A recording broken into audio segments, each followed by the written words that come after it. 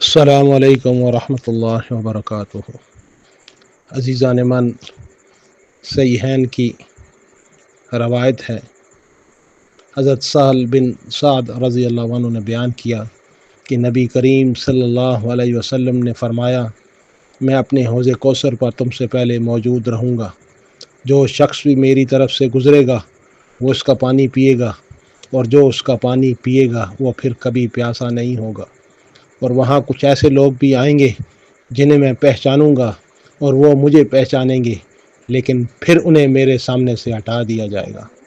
حضرت عبداللہ بن عمر رضی اللہ عنہ نے بیان کیا کہ نبی کریم صلی اللہ علیہ وسلم نے فرمایا، میرا حوض ایک مہینے کی مسافت کے برابر ہوگا۔ اس کا پانی دودھ سے زیادہ سفید اور اس کی خوشبو مشک سے زیادہ اچھی ہوگی، اور اس کے کوزے آسمان کے ستاروں کی تعداد کے برابر ہوں گے۔ جو شخص اس میں سے ایک مرتبہ پی لے گا وہ پھر کبھی بھی پیاسا نہ ہوگا۔ حضرت حارثہ بن وہب رضی اللہ عنہ نے بیان کیا کہ میں نے نبی کریم صلی اللہ علیہ وآلہ وسلم سے سنا، آپ صلی اللہ علیہ وسلم نے حوض کا ذکر کیا اور فرمایا، وہ اتنا ہے جتنی مدینہ اور صنعاء کے درمیان دوری ہے۔ عزیزان من، صنعاء یمن کا دارالحکومت ہے۔ حضرت اسماء بنت ابی بکر رضی اللہ عنہ نے بیان کیا کہ نبی کریم صلی اللہ علیہ وسلم نے فرمایا، میں حوض پر موجود رہوں گا اور دیکھوں گا کہ تم میں سے کون میرے پاس آتا ہے۔ پھر کچھ لوگوں کو مجھ سے الگ کر دیا جائے گا۔ میں عرض کروں گا، اے میرے رب، یہ تو میرے ہی آدمی ہیں اور میری امت کے لوگ ہیں۔ مجھ سے کہا جائے گا کہ تمہیں معلوم بھی ہے انہوں نے تمہارے بعد کیا کام کیے تھے؟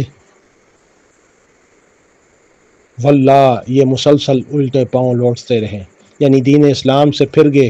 ابن ابی ملیکہ، جو کہ یہ حدیث حضرت اسماء رضی اللہ عنہ سے روایت کرتے ہیں، کہا کرتے تھے کہ اے اللہ، ہم اس بات سے تیری پناہ مانگتے ہیں کہ ہم الٹے پاؤں دین سے لوٹ جائیں یا اپنے دین کے بارے میں فتنہ میں ڈال دیے جائیں۔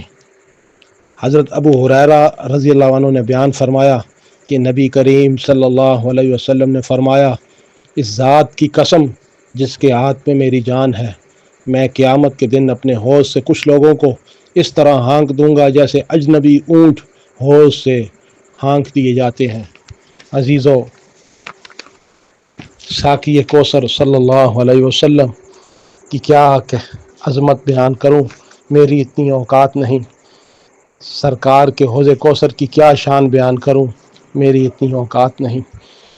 عزیزو، کوشش کی جائے کہ ہماری صورت، ہماری سیرت ایسی ہو جیسے ساقی کوثر صلی اللہ علیہ وسلم کی تھی، تاکہ ساقی کوثر صلی اللہ علیہ وسلم ہمیں حوض کوثر پہ پہچان جائے اور ہمیں وہاں سے ہٹایا نہ جائے۔ ساتھیوں، کوشش کی جائے کہ قرآن اور سنت کے علاوہ اپنی زندگیوں کو بھول بھلائیوں میں نہ ڈالا جائے۔ یہ نہ ہو کہ حوض کوثر سے ہمیں ہٹا دیا جائے۔ عزیزو، دوسروں کے حقوق کھانے سے بچو، یہ نہ ہو کہ ساقی کوثر کے حوض سے ہٹا دیا جائے۔ عزیزو، مظلوم مسلمانوں کی فکر کرو، فلسطین کے، خصوصاً فلسطین کے مسلمانوں کی فکر کرو۔ مجھے خدشہ ہے کہ کہیں اس جرم میں ہمیں ساقی کوثر صلی اللہ علیہ وسلم حوض کوثر سے ہٹا نہ دیں۔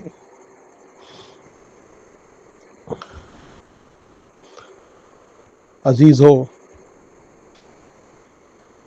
رسم و رواج کو چھوڑ کر دین کے اوپر آنے کی فکر کرو۔ یہ نہ ہو کہ ساقی کوثر حوض کوثر سے ہمیں ہٹا دے۔ ساتھیو، اپنے والدین کی قدر کرو، اپنے پڑوسیوں کا خیال رکھو۔ ان کے بارے میں ساقی کوثر صلی اللہ علیہ وسلم نے بہت تاکید فرمائی ہے۔ یہ نہ ہو کہ ہم اس جرم میں حوض کوثر سے ہٹا دیے جائیں۔ اے اللہ کریم، اللہ تو ہمیں توفیق دے کہ ہم ساقی کوثر صلی اللہ علیہ وسلم کی مبارک سنت کو اپنی زندگیوں میں لے آئیں اور غیروں کا اعلی کار نہ بنے، غیروں کی زندگیوں کا اثر ہمارے اوپر نہ ہو، ہماری زندگیاں ساقی کوثر صلی اللہ علیہ وسلم کی زندگی کی نہج مبارک پر آ جائے، جیسا کہ جان ساران حقیقی صحابہ رضوان اللہ اجمعین کی زندگیاں تھیں۔ اللہم ارنا الحق حقا وارزقنا اتباعہ وارنا الباطل باطلا وارزقنا اجتنابہ۔ جزا اللہ عنا سیدنا محمدا صلی اللہ علیہ وسلم ما هو اہلہ۔